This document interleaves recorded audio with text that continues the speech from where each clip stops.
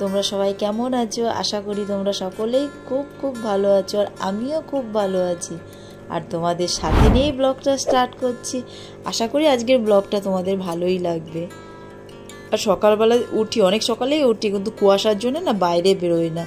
এত প্রচণ্ড পরিমাণে কুয়াশা, সকাল 5টা মানেও কুয়াশা কাটে না, 6টা 6:30 এরকম। তা 6:30 পরেই বেরোই, কুয়াশার জন্য যাই না। কারণ এই কুয়াশাটা মাথায় লাগলে আবার ঠান্ডাটা ভীষণ হলো খারাপ। তো ওয়েদারটা ভীষণই খারাপ। কীরকম বড় মানে ঘরে থাকলে গরম, বাইরে বেরোলে ওয়েদারটা সম্পূর্ণটা চেঞ্জ হয়ে যায়, ঠান্ডা গরমটা। আর বিশেষ করে কুয়াশাটা মাথায় লাগলে মানে ঠান্ডা লাগার ভয়, মানে একবার ঠান্ডা লাগলে সহজ ছাড়তে চায় না।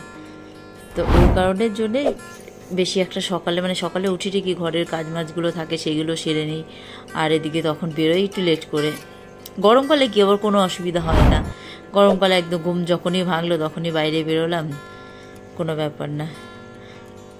আর আমি আমার বাইরে বর্দি পাখিগুলো, তো ওদেরও চট নামিয়ে দিই, মানে সামনের খাঁচাটা ঢেকে দিই, প্রচণ্ড হাওয়া থাকে। তো ওরা ওইদিকে বেলা হয়ে গেলে চিৎকার করতে মানে ওরাও নিজেরা বক করতে আরম্ভ করে দেয়। মানে কতক্ষণে আমি ওদের খাঁচার সামনের থেকে চটগুলো সরিয়ে দেবো। তো ওরকম আমি একটু দেরি করে ওদের চটটা যেহেতু সরাই, তো সরিয়ে দিলে তারপর সূর্যের, আর এমনি 8টা 7:30 দিকে তো সূর্যের আলো আস্তে আস্তে উঠতে থাকে। ও 8টার 8:30টার মধ্যে একদম পুরো ঝকঝকে আলো, তখন একদম পুরো কোনো ব্যাপার না। আর তারপরে কি যত কিছু কাচাকুচি বলো, ধোয়াধুয়ি বলো, জামা কাপড় ডেলি, তো এটা রুটিন, ডেলিই বেরোয়। তো আমি এগুলো সবসময় যতটা পারি সকালে মর্নিংয়ের দিকেই আমি করে ফেলি, একদম কাজকর্মগুলো সেরে ফেলি। কারণ এখনকার ওয়েদারটা কীরকম, এই সকাল সকাল একটু কাচাকুচি জামা কাপড় মানে কাচলে তাড়াতাড়ি হলো শুকিয়ে যায়। 10টা 11টা 12টা, জোর হলে ম্যাক্সিমাম 1টা বা 1:30 পর্যন্ত রোদটা একটু কড়া পাওয়া যায়, তারপরে না সেরকম একটা রোদের তেজটা থাকে না। তো ওই জন্য শীতকালে রোদের তেজটা, ওই জন্য সকালবেলায় কেচে দিই, যাতে জামা কাপড়গুলো খুব তাড়াতাড়ি শুকিয়ে যায়। তাও অনেক সময় হয়তো ভেজে থাকলে সেগুলোকে আবার একটু উল্টিয়ে দিয়ে তারপর আবার ঘরে ঢুকিয়ে নিই। কারণ বেলা করে কাচলে জামা কাপড় শুকোতে খুব কম, মানে শুকোতে চাই না ধরতে গেলে। হাওয়া বাতাস থাকলে তাও একটু শুকোয়, না হলে না। তা যাই হোক, সকালে সমস্ত কিছু কাজ সেরে ব্রেকফাস্টটাও করে নিলাম। তো আজকে ব্রেকফাস্টটা নর্মালি করেছি। তো ব্রেকফাস্টটা করলাম, করে তারপরে দুপুরে রান্নাটা করিনি। তো আমি ভাবলাম যে একবারে স্নান করে রান্নাটা করবো। তো সমস্ত কিছু কেটে রেখে দিয়েছি, যেরকম এখন তো শীতকাল, কড়াইশুঁটি, ফুলকপি এইসব সবজি দিয়ে একটা তরকারি। তারপরে তো ডাল, আমার ঘরে প্রত্যেক দিন ডাল হবেই, মানে যা কিছুই রান্না করি না কেন তার সাথে আমার ডাল আছেই। ডাল, পাঁপড় ভাজা, তারপরে একটু ডিম করবো ভেবেছি। তা ডিম এগুলো সমস্ত কিছু, মানে আলু, পেঁয়াজ, রসুন এগুলো সমস্ত কিছু কেটে সব রেডি করে রেখে দিয়েছি। বা স্নানটা করে নিয়ে তারপর রান্নাটা করব। তো ওই জন্য এদিকে আমি ভাবলাম যে বিছানাটা একটু ঝেড়ে নিলাম, বিছানা ঝেড়ে নিয়ে কারণ ঘর মোছার আগে একটু ঘরটা ঝাড় দিয়ে নিলে একটু সুবিধা হয়। যেহেতু কোথাও নোংরা থাকে ঘর মোছার সময়, বিশেষ করে অসুবিধাটা হয় না। তো যাই হোক, আমি ঘরটার মুছে নিয়ে তারপরে স্নানটা করে নেবো। তারপরে তো পুজোটা আছে। অনেক সময় যেদিন মর্নিংয়ে স্নান করি তখন ফার্স্ট আগে মানে পুজোটা দিয়ে ফেলি সকালের দিকেই। আর যদি একটু দেরি হয় বা 10টা 11টা বা জোর হলে 12টা, তো হলে সেদিন করি। তো একবারে তখন স্নান করে তখন পুজোটা দিয়ে তারপরে রান্নাটা করি। কোনো সময় হয়তো আগে রান্না করি, হয়তো সকালের তোমার ব্রেকফাস্টটা হয়ে গেল, তারপরে একবারে দুপুরে রান্নাটা করে নিই, আবার রাতেই করি। ম্যাক্সিমাম 3 টাইমই রান্না হয়।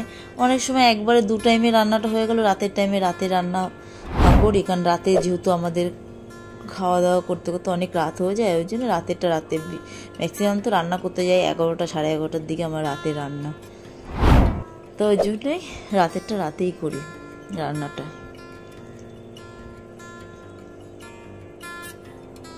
আর সব থেকে বেশি মানে কি বলবো, আমার ছেলে ওই যে ছোট্ট একটা গোপাল নিয়ে এসেছে, গোপালের আবার একদিন পুরো সময় লাগলো। ওদের সব উল আনা হয়েছিল, তো সেইগুলো আবার উলের সোয়েটার ওগুলো বানিয়ে দিলাম। এমনি জামা কাপড় তো ওগুলো কেনাই হয়েছে গোপালে, কিন্তু হাতে বানানো একটা জিনিস, সেটাও সত্যি কথা। উলের টুপি, উলের জামা, এই সমস্ত কিছুগুলো সব করলাম। তো উলের কাজ এমনিও অনেক দিন কি বহু বছর করি না। তো যাই হোক, হাতের কাজ করতে খারাপ লাগে না। আমি যখন যেটুকু টাইম পাই না সেটুকু মানে যতটা মানে হয়তো সময় থাকলে আমি হয়তো সেই কাজগুলো করতে চেষ্টা করি। যেরকম উলের যেরকম মোজা করতেও পারি, তারপরে উলের মাফলার, উলের টুপি, এইসব জিনিসগুলো মানে টুকিটাকি, মানে একদম বলবো না যে পারি না। স্কুল লাইফে যেটুকু পড়াশোনা করতে করতে যা শিখিয়েছিল সেটুকুই শেখা, তার বাইরে কিছু না। যেটুকু যদি নতুন অন্য কিছু হয়তো ডিজাইনে হয়তো দেখলাম, তখন হয়তো চেষ্টা করি। দেখো, চেষ্টা করতে তো অসুবিধা নেই, চেষ্টা করলে মানুষ কি না পারে, সব কিছুই পারে। যেরকম আমি সেলাইয়ের কাজ, যেরকম সত্যি আমি সেলাই পারতাম না, তো অতএব আমার সেলাইটাও আমি আস্তে আস্তে কাজ করতে করতে এখন অনেকটাই শিখে গেছি, অসুবিধা হয় না। তারপর ঘরে ধরো বসে থাকি না, যখন উলের আসন বানানো, এইসব জিনিসগুলো, এগুলো মোটামুটি সব মানে যেটুকু পারি, একদম বলবো না যে পারি না, মোটামুটি সব একবার চোখে দেখে দেখে নিলে সেগুলো শিখতে আমার বেশি টাইম লাগে না। যাই হোক, ব্লগটা আর বেশি একটা বড় করব না। আর তোমরা তো জানো, ইনস্টাগ্রামও আমার ছোট্ট রুমা দিয়ে আছে, আর ফেসবুকেও ছোট্ট রুমা দিয়ে আছে, এই দুটোই আছে ছোট্ট রুমা দিয়ে। আর ইউটিউবে আছে বর্তমানে এখন ছোট্ট রুমা সোনা চ্যানেলটাই আছে। আর বলেছিলাম যে নতুন চ্যানেলটা, ওটাও তৈরি হয়ে গেছে, ওটা শুধু আমি নামটা খালি বলার অপেক্ষা। ওই চ্যানেলটা খুব তাড়াতাড়ি আসবে, এর আগেও বলেছিলাম। যাই হোক, ব্লগটা যদি তোমাদের ভালো লাগে তাহলে লাইক, শেয়ার, সাবস্ক্রাইব অবশ্যই করো, আর বেশি বেশি করে শেয়ার করে দিও।